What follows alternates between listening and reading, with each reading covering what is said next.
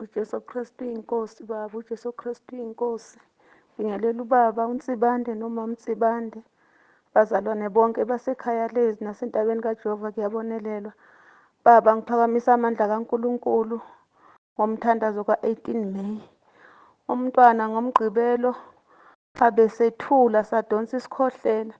Ngisemshadweni ekhaya kunabantu abaningi, kepha bathi angishayele i-ambulensi ngathi cha, ake ningiyeke ngiyazi ukuthi ngizokwenza njani. Ngabeka umkhuleko ka-18 May endlebeni yomntwana baba. Umntwana wavuka seyethile kakhulu. Ngathi phezu komntwana uJesu Kristu uyinkosi, uJesu Kristu uyinkosi. Ngaphinda kathathu. Abantu bamangala umhlolo baba. Bathi mama Mazibuko uyamazi yini lo mfundisi? Ngathi cha, angaze ngimbone ngamehlo, kepha ngezenzo zakhe azenzayo nazo athunywe uNkulunkulu kuthina. Ngathi wenza umehluko. Bathuka abantu baba sebethi beshayela i-ambulensi. Ngathi cha, ngiyayibonga i-ambulensi, ngiyakethemba uNkulunkulu uzongisiza.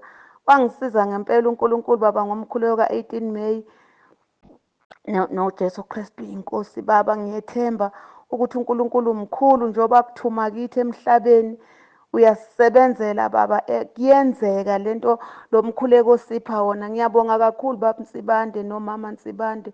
uNkulunkulu anibusise. uJesu Kristu uyinkosi, uJesu Kristu uyinkosi kuze kube phakade. Amen.